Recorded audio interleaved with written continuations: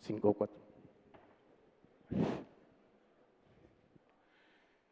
Muy buenos días a todas, a todos nuestros compañeros y compañeras de prensa que nos acompañan esta mañana en la Universidad Iberoamericana para asistir a intercambiar algunas preguntas, algunos puntos de vista con nuestro invitado especial, Pepe Mujica. Hoy, para la Universidad Iberoamericana, es un día muy especial porque finalmente vamos a reconocer a una personalidad que comparte los valores y las ideas de nuestra institución, del sistema universitario jesuita, y la mecánica que vamos a realizar agradeciéndole a Pepe este espacio, estar aquí con nosotros, es directamente pasarles el micrófono con preguntas muy concretas y muy breves, porque vamos finalmente a desarrollar otras actividades a lo largo del día y agradecer la presencia de Pepe por acá con nosotros. Así que, pues bueno, Pepe, muchísimas gracias por estar aquí con nosotros en la universidad, y si quieres dar algunas palabras que marquen esta mirada en particular, esta mirada que nos vincula, la mirada de Pepe Mujica aquí en la Ibero. Unas muy breves palabras antes de arrancar con las breves preguntas también, Pepe. Bueno, mi agradecimiento de poder, a través de ustedes, comunicarme con parte, por lo menos, parte de la opinión pública que compone este gran país, y simplemente, lo primero, honradez intelectual. Soy un soñador en el sentido profundo del término, de que nuestra América es una nación todavía no construida. Y como tal, concuerdo con aquel historiador que afirma que hemos construido varios países y nos queda pendiente de construir la nación. Por esa manera de pensar, sé que nos identifican dos cosas: una lengua en común y la historia católica del continente latinoamericano. Aclaro esto porque no soy creyente, soy admirador político, con todos sus dolores, sus angustias y sus limitaciones, porque entiendo que la Iglesia Católica es algo común al patrimonio latinoamericano. Por ahí quería dejarles en claro eso. Históricamente soy de una parte del mundo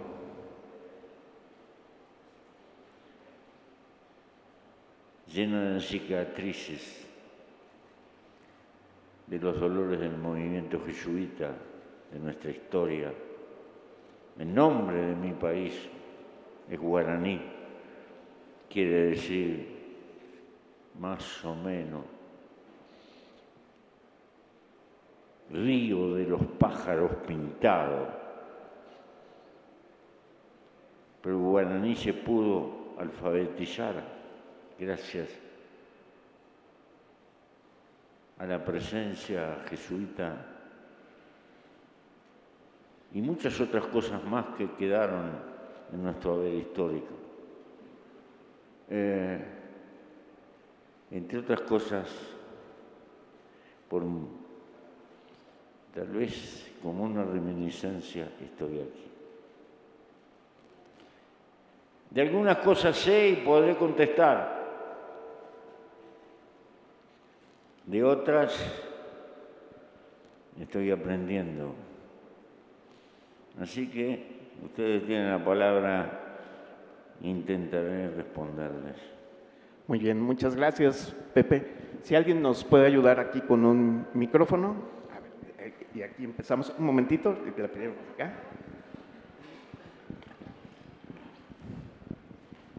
Acá te lo van a pasar.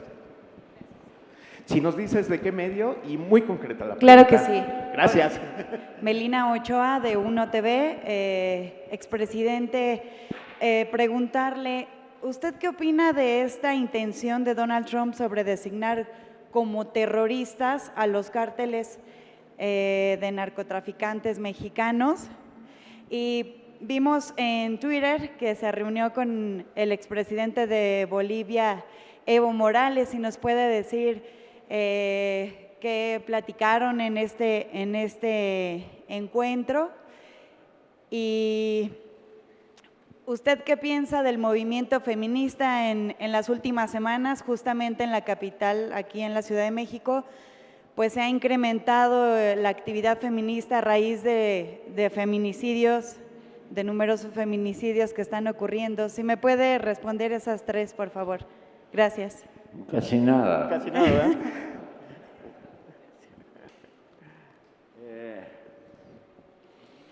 El señor Trump tiene una enorme capacidad de sorprendernos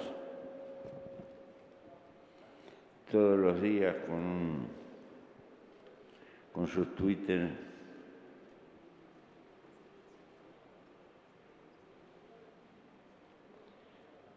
Y entre la sorpresa, demasiado frecuentemente hiere ciertas tradiciones latinoamericanas y también, obviamente, mexicanas. Nunca debió haber dicho el disparate que dijo. Y mucho menos siendo presidente.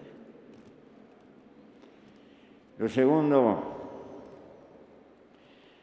desde hace muchos años soy amigo de Evo. Fui a darle un abrazo.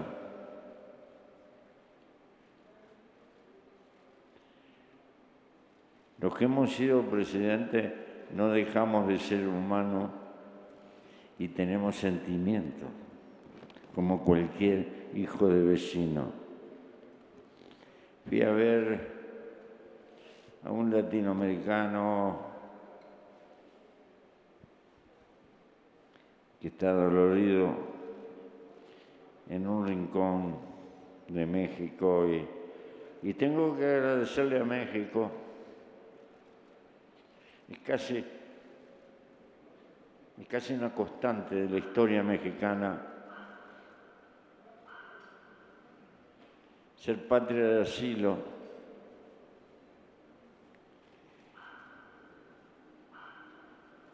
Y este es uno de mis mayores reconocimientos.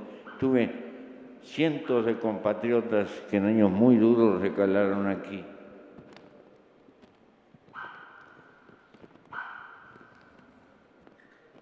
Y México sigue manteniendo esa tradición. Espero que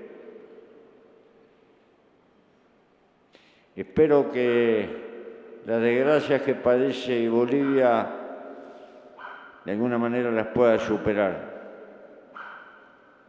Parecería que hay una salida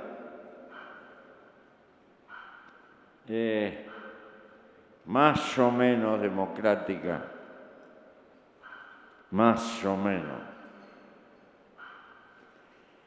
Tal vez no sea lo mejor, pero parecería que es posible, sobre todo para que Bolivia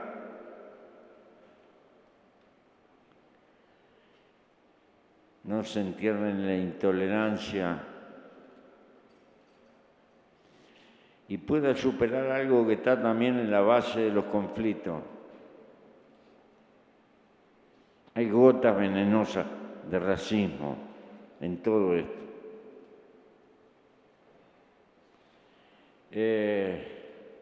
Bueno, movimiento feminista.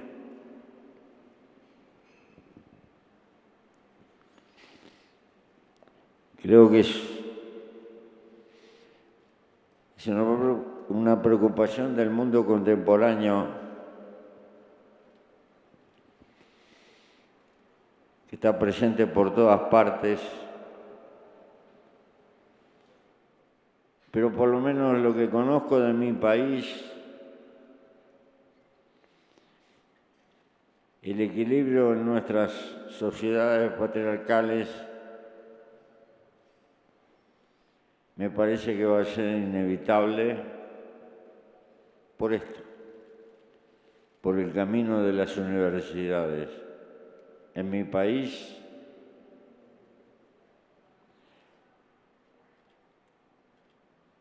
la mayoría de los nuevos profesionales que se reciben son femeninos.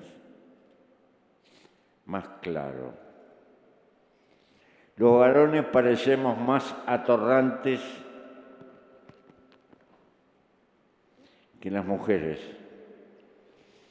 En el Poder Judicial de mi país, cada vez la presencia femenina es más fuerte y determinante. Creo que la sociedad patriarcal va cediendo terreno sencillamente por el lado del avance universitario. Y como el mundo que va a venir, no sé si será mejor o peor, pero va a ser distinto. Los trabajadores del futuro, los que van a dejar plusvalía, son los que están transitando la universidad hoy. Aquello que en mi juventud llamamos proletariado, seguramente lo van a hacer los jóvenes universitarios en el mundo que viene. Y como el trabajo se va transformando cada vez más como un empeño intelectual, pienso que la resistencia de la sociedad patriarcal se van a ir acotando, incluso por el lado de la conveniencia de las sociedades, más que por el capítulo de los derechos humanos. Siempre ha sido así. La esclavitud no desapareció de arriba de la tierra por derechos humanos. Desapareció porque salía más cara que tener trabajadores aparentemente libres.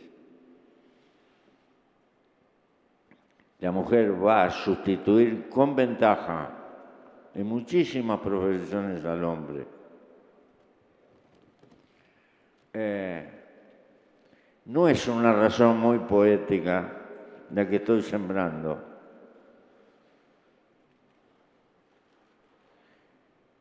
Pero es una manera de pensar de lo que son las realidades sociales que se mueven en el mundo de hoy.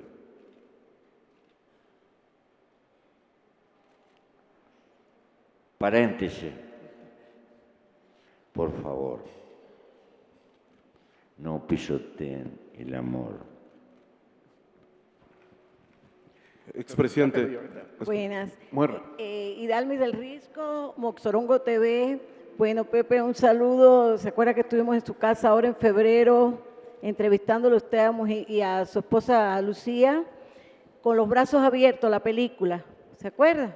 Y después en Cuba lo entrevisté también. Entonces, y ahora en México.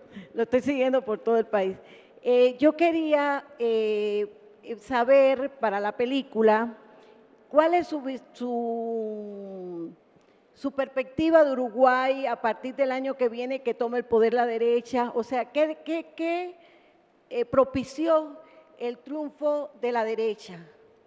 ¿Y qué sector, son tres, y qué sector de la población definió el giro hacia la derecha en Uruguay? La última es, ¿hubo injerencia extranjera? Trump, Bolsonaro, todo eso. O sea, es la pregunta. Gracias. ¿Qué propició el triunfo de la derecha? Gracias. ¿Sí? Bueno, Uruguay está partido, hay una diferencia de 15 o 20 mil votos al final. Seguramente es multicausal.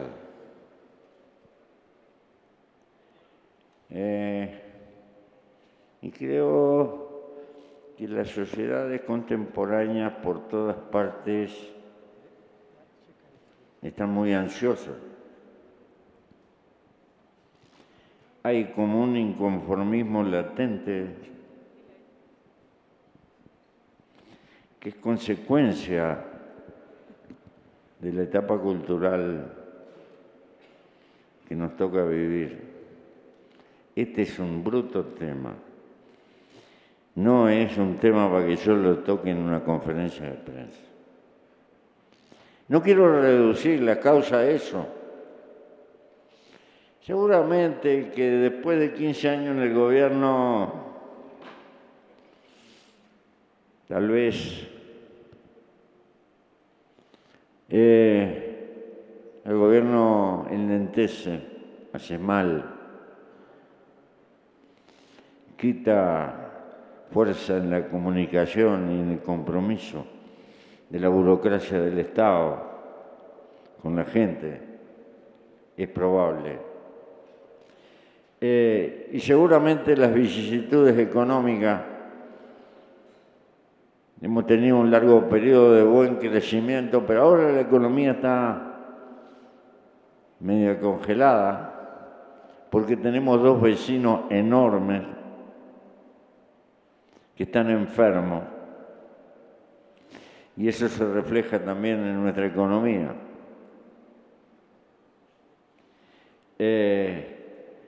Tenemos que luchar para que la crisis argentina no nos arrastre, que en general históricamente siempre ha tenido una enorme repercusión en el Uruguay.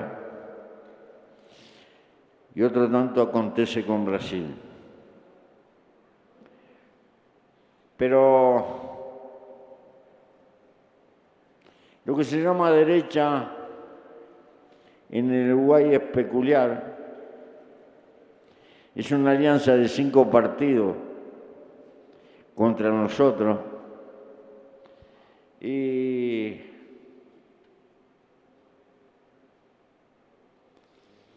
tampoco esperábamos transformaciones de cuño crudamente neoliberal como las que se han hecho en otras partes, porque el Uruguay es un país de larguísimas tradiciones culturales de construcción de bienes públicos.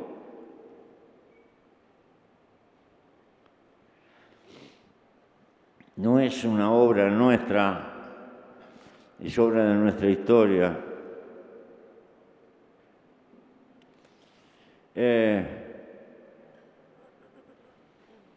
Entonces, es un país que en 1912 le dio el divorcio a la mujer por su sola voluntad, que en 1907 reconoció la prostitución y la organizó con derechos sociales, que reconoció las 8 horas en 1915,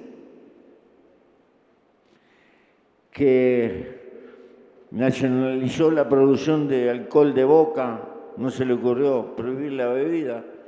Durante 60 años estuvo el Estado construyendo el alcohol de boca y sacando una rentabilidad para atender la salud. que hace más de 100 años que la energía eléctrica la maneja una empresa del Estado, que la refinación de combustible la maneja una empresa del Estado, que los bancos más importantes del país son del Estado, que la enseñanza es pública y gratuita hace 120 años, por lo menos, que tiene proporcionalmente la menor cantidad de viejos pobres de América Latina. En fin, las políticas sociales que tienen políticas de discusión salarial desde la década del 40, con altibajo. Entonces, es muy difícil que un gobierno de derecha pueda destruir eso, como no pudieron vender las empresas públicas, liquidar los bancos del Estado, porque hubo una resistencia muy fuerte desde el punto de vista popular. No somos mejores que nadie, somos distintos. Tal vez por ser pequeños y por haber tenido que vivir equilibrándonos entre dos países gigantescos. No somos hermanos del pueblo argentino, somos un pedazo de su placenta. Pero vivimos las mismas vicisitudes. El imperio inglés nos trató mejor de lo que vino después. Y en 1940, como en la Argentina, teníamos un promedio de vida como Francia, como Bélgica, pero después de 1960 empezamos a ser América Latina. Por eso, no necesariamente los cambios son progreso, a veces se puede cambiar para estar peor. Y hay cambios que son positivos. Resumido. Muchas gracias. Allá al fondo tenían el micrófono Gracias, y ahorita nos acá. vamos a sacar. Si hay tiempo. Sí. Buenos días. Le quisiera preguntar, se le ha visto muy cerca del canciller, incluso lo recibió recientemente, pero yo quisiera preguntarle cuál es su opinión sobre las políticas que el presidente Andrés Manuel López Obrador ha implementado en nuestro país, considerando que pues, se cumplió ayer un año de su gobierno. Hay quienes hablan de que es un país, bueno, en este año no hemos tenido crecimiento, que hay una recesión técnica. Se habla también del desmantelamiento de las instituciones, especialmente en los organismos autónomos, que han sufrido recortes presupuestales, que han estado teniendo un golpeteo constante, pero sobre todo quisiera saber su opinión sobre este discurso del presidente López Obrador de la oposición, un constante golpeteo a la oposición y a quienes piensan diferente a él. Gracias. Si una característica ha tenido la historia política de México es la siguiente: siempre recibió de brazos abiertos los que venían del mundo. Tuvo el récord en la época de Cárdenas probablemente de recibir 1 millón de migrantes de la República Española. Pero paralelamente, una actitud consecuente de México es darle asilo, trabajo y protección, pero no te metas en la interna de la política mexicana. Estúpido sería de mi parte si no fuera dueño de mi silencio. Por eso me formo una idea, pero no voy a resolver nada ni incidir para nada en el destino de México. Por eso, permítame reservar mi opinión. Muchas gracias. Aquí y ahorita vamos para allá. ¿Sí? Gracias. Expresidente, buenos días. Dos preguntas muy concretas. Si nos dice de qué medio. Sí, Gustavo Sánchez de Aristegui Noticias. Estuvo ayer en el Zócalo, acompañó al presidente López Obrador. Supongo que son amigos, supongo que habló con él. ¿Qué consejo le dio al presidente López Obrador? Está cumpliendo un año en la presidencia, no ha sido un año fácil, como no ha sido muchos años fáciles en los últimos años. ¿Qué consejo le dio a López Obrador en el encuentro que tuvieron? Y segunda pregunta, ¿usted piensa regresar algún día al gobierno de Uruguay de alguna forma? Gracias. Permítame. En la última elección yo fui el senador más votado que hay en mi país. Y tengo que volver al Senado de mi país. Hasta por razones constitucionales tengo que tomarle el juramento al nuevo presidente que entra. Por lo tanto, tengo que asumir una actitud diplomática en función de los intereses de mi país. ¿Y saben lo que es ser diplomático? Es hablar mucho y no decir nada. Yo hablé, sí, yo no lo conocí a López Obrador, lo conocí ayer. Me resultó afable y simpático. No puedo negar que en líneas generales he gastado parte de mi juventud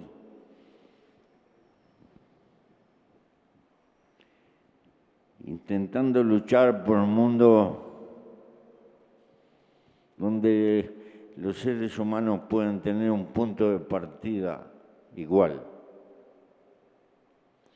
Tal vez eso me identifique con su manera de sentir. Hay una vieja utopía pendiente de la Revolución Francesa. Queremos la igualdad, decían. La igualdad bajo los techos en los que vivimos. No la igualdad de los ladrillos prefabricados, que la naturaleza no hace semejantes, no cosas iguales, pero un derecho de partida en la aventura de la vida más o menos similar. Me siento identificado con la gente que piensa así. Ello no quiere decir que después no existan diferencias. Unos van a tirar más del carro y otros menos. Pero bueno, yo le deseo a México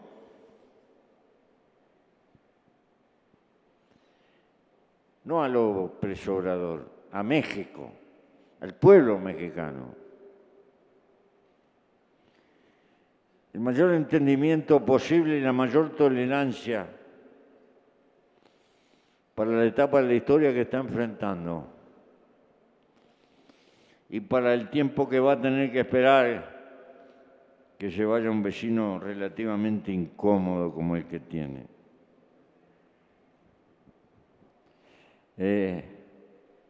Hay que ser presidente de México con ese vecino. Por favor, ténganlo presente. Buenos Por días, favor. señor Mujica. Aquí estoy a su izquierda. Isabela González del periódico Reforma. Ahorita que empezó a hablar dijo que América Latina es una nación todavía no terminada. Quería saber a qué se refiere y también pues qué papeles pueden jugar actualmente la Organización de los Estados Americanos en construir esta nación latinoamericana, México, la CELAC, y pues también aprovechando el próximo año son las elecciones en la OEA. Uno de los candidatos a reelegirse pues es Almagro, su ex canciller. ¿Qué opina de esto? ¿Cree que deba de quedarse otro periodo más? Muchas gracias. Yo creo que la conducta de la OEA contemporánea es bastante lamentable. Y no creo que por ese lado haya ninguna construcción de nación latinoamericana. La visión de América Latina desde Washington no es la visión de América Latina desde nuestros pueblos indígenas apretados, olvidados, sometidos, pisoteados.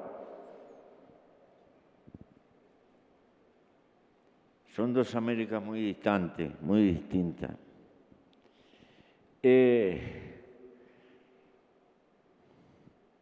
Lo que me preocupa, ¿a dónde va el mundo? Ese mundo en el que yo no voy a estar, por obvias razones, pero sería torpe no dándose cuenta que a los tumbos el mundo se está reorganizando en derredor de gigantescas unidades, de colosales estados multinacionales, porque China es una nación multinacional milenaria, porque también lo es la India, porque Europa, con todas sus contradicciones, hace rato que lucha por juntarse, porque Estados Unidos es una tremenda nación con un territorio al costado de tierra prometida, Canadá, casi vacío. Y la gran pregunta es esta: ¿qué vamos a hacer en ese mundo los latinoamericanos atomizados en un conjunto de repúblicas?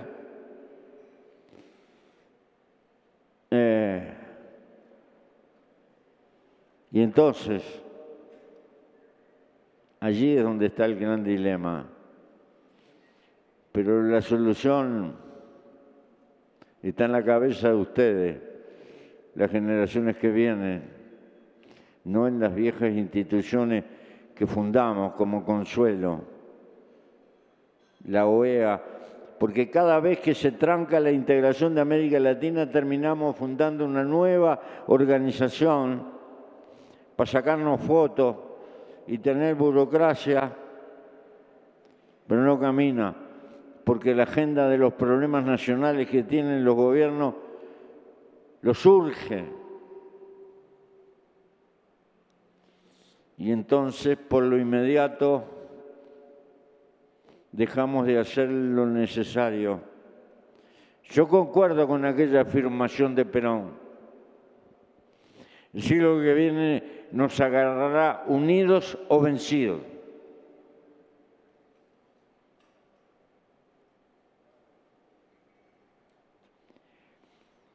Cuando hablamos de unión, no hablamos de desaparición de la realidad de las naciones, sino para que éstas puedan existir, tiene que existir un paraguas común que nos ampare,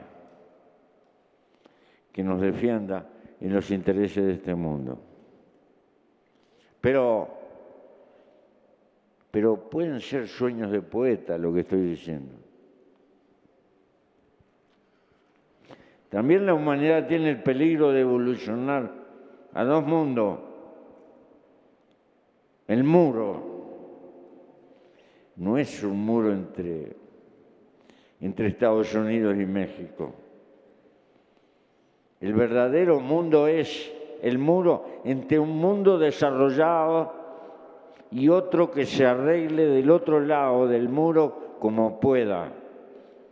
El Mediterráneo puede ser parte de ese mundo. ¿Por qué?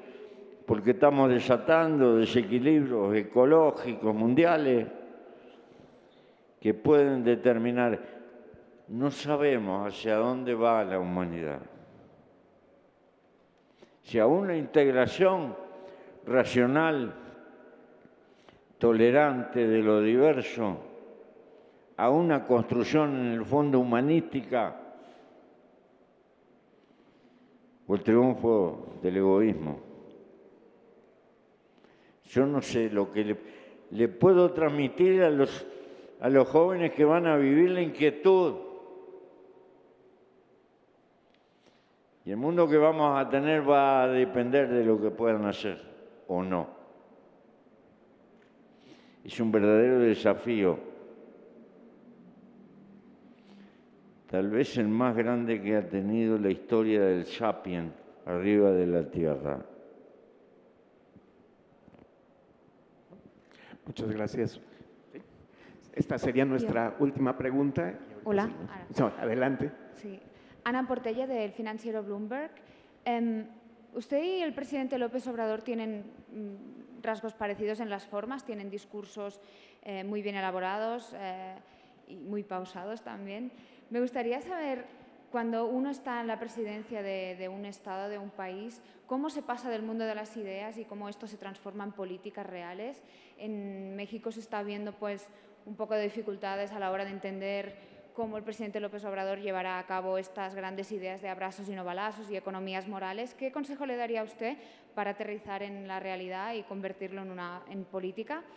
Otra pregunta sería si usted considera que López Obrador es de izquierdas, porque hay elementos que nos confunden, como su posición sobre el aborto, el hecho de que no quiera subir impuestos. No sé cómo usted lo ve. Y finalmente, si me pudiera valorar si usted cree que estos movimientos de protesta que están habiendo por toda Latinoamérica podrían llegar en México, considerando que más de la mitad de la población está en situación de pobreza o extrema pobreza y hay casi 30.000 asesinados este año en este país. Gracias. Bueno, la verdad que te entendí más o menos. Y que tú no me entendiste. Que yo no quiero hablar de López Obrador. Porque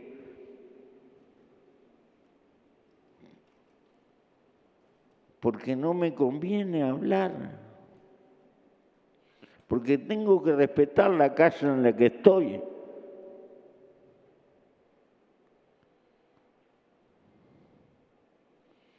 Porque tengo que desearle suerte y comprensión al pueblo mexicano, que vaya que tiene problemas, para que yo venga a tirarle más problemas todavía, sin ayudarlo a solucionar ninguno. Yo sé, en el fondo, la tragedia del pueblo mexicano. Yo sé de la afirmación histórica tan lejos de Dios. Yo sé de todo eso, de las deudas sociales, del desamparo en el que han vivido mucho tiempo, de los sueños frustrados, de una revolución hermosa que los sacudió hasta los cimientos. Pero a ver, luchen, muchachos. Se puede vivir porque se nació, igual que un escarabajo o una hormiga. Pero la naturaleza nos hizo animales conscientes. En parte a nuestra vida le podemos dar un rumbo. Si ustedes no le dan un rumbo deliberado, no se preocupen. El mercado se los va a dar. Y se van a pasar toda la vida pagando cuotas a fin de mes y soñando que progresan comprando nuevas cosas hasta que sean unos viejos inútiles. La otra alternativa, que parte de su vida la gasten al servicio de un poco de utopía, si quieren, de intentar construir un país mejor, una sociedad mejor para los que van a venir después de ustedes. Pero esa es una decisión consciente que en alguna etapa de la vida hay que tomar. Y que si tú no la tomas conscientemente, mecánicamente, la realidad te va a arrastrar. Y vas a creer que progresar significa cambiar la moto por el auto y después cambiar el autito por un Audi y así sucesivamente. Hay que elegir. Probablemente cuando seas viejo o vieja y el reumatismo y los dolores de los huesos te paralicen, una tarde te mires a un espejo y te hagas la pregunta: ¿habré traicionado al niño que llevaba adentro? Pero ya será tarde. Una última. Sí, ahora sí. Buenos días, Mujica. Soy José Raúl Callejas de TVIO, una televisora del Instituto Oriente de Puebla, hecha por alumnos de bachillerato. Es bien sabido que usted el día de mañana asistirá a un encuentro latinoamericano llamado México ante los extremismos. Mi pregunta es la siguiente. Uno como ciudadano, ¿cómo podría denunciar el avance de los discursos y crímenes de odio en el mundo? Muchas gracias. ¿Cómo? Uno como ciudadano, ¿cómo podría denunciar los avances de discursos de odio y crímenes en el mundo?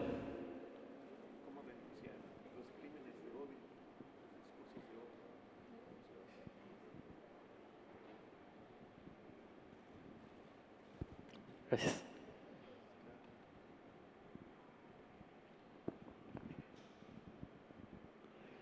Es larga la cosa, hermano. Dice un poema gaucho de mi país: nunca se acaban los males, van poco a poco creciendo.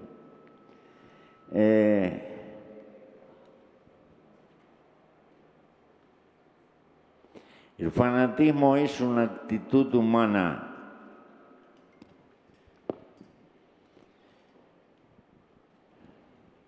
Y el fanatismo es la negación permanente de la convivencia, de la aceptación intelectual de lo diferente. El fanatismo es negar el reinado de la duda. El fanatismo significa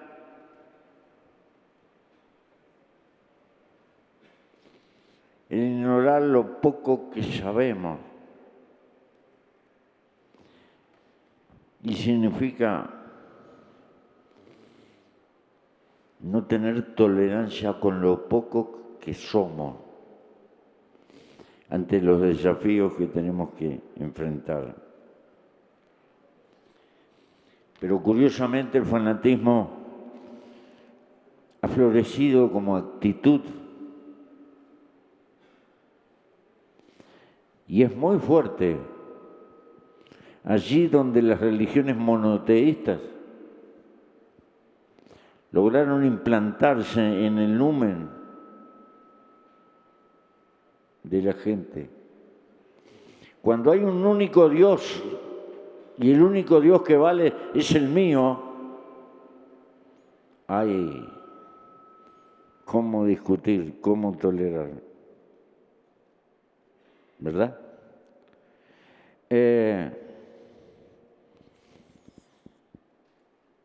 Y hoy,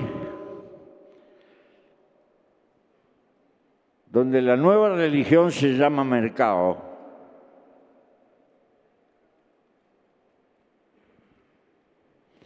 estamos padeciendo una crisis muy fuerte del viejo liberalismo, que fue portador de enormes valores, también como cualquier progreso humano con sus contradicciones, pero que trajo cosas al devenir humano que no se pueden reducir a una receta meramente económica, sino que es un acervo cultural que hay que defender para la convivencia posible de la sociedad del futuro. Sin embargo, está enfermo y está en retirada. Eso que hemos llamado neoliberalismo es el recetario económico llevado a extremos que no tiene ninguna clase de limitación para aliarse con una dictadura. El primer modelo en América Latina neoliberal fue con la dictadura de Pinochet. Eso es imposible para el viejo liberalismo. Y es precisamente una expresión de la enfermedad en que ha caído el viejo liberalismo. Entonces, y esto significa la entronización del fanatismo, de la intolerancia, de agresión al respeto. La única verdad es la mía y la otra no existe. Y si no aprendemos a vivir con la diversidad de verdades y a respetarla,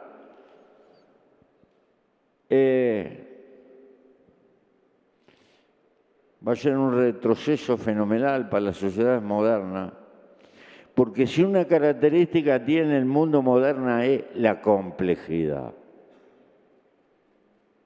No tiene una explicación simple.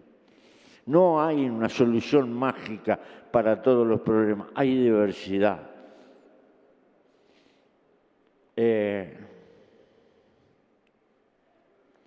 además,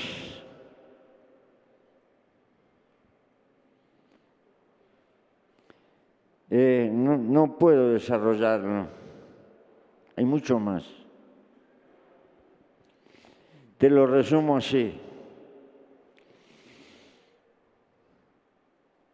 Somos animales gregarios. Por eso creamos corporaciones. Hemos aprendido a cooperar porque somos gregarios, no somos felinos. No podemos vivir solos. Y por eso hemos creado civilización, países, religiones, interpretación del mundo, por ese carácter social de animales gregarios que tenemos. Pero tenemos también un germen egoísta, sano,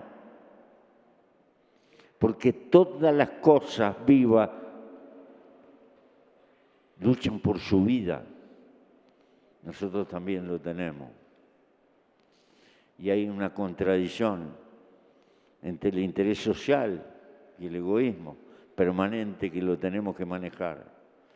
Ese sería el papel de la política, porque como individuos somos egoístas, pero socialmente necesitamos la cooperación, porque en soledad no podemos vivir. Entonces, el fanatismo es siempre la entronización de ese germen de egoísmo que llevamos adentro. Toma diversas caras. A veces puede ser racismo. A veces puede ser desprecio a la incapacidad de los pobres. A veces ese sentido de tufo aristocrático. Al revés, a veces puede ser el odio que hay abajo, en la base, que a veces explota y es imponente. No creamos que los que están arriba son todos diablos y los que están abajo son angelitos. No, hay diablos y angelitos en las dos puntas. Por eso el fanatismo es un dilema de carácter intelectual que debemos de luchar permanentemente en la construcción de cultura, y de educación para poderlo dominar, porque el fanatismo está también como parte de nosotros mismos, porque el egoísmo ha cumplido una función positiva en la historia de la humanidad. Es por el egoísmo, es por la codicia que el hombre domesticó la ciencia y multiplicó la productividad y que creó el basamento de la civilización contemporánea, que es fantástica en una cantidad de logros. También es posible que nos lleve, si no sabemos dominarlo, de cajón a un holocausto ecológico, si no sabemos ponerle límite. Como verán, no son problemas sencillos de responder en una rueda de prensa, muchachos. Muchas gracias. Muchas gracias, Pepe. Muchas gracias a todas, a todos por estar con nosotros. Hay otra serie de actividades que va a desarrollar nuestro queridísimo invitado también aquí abajo con el encuentro con los estudiantes. Agradecerles a todas, a todos por estar con nosotros. Pepe, muchísimas gracias.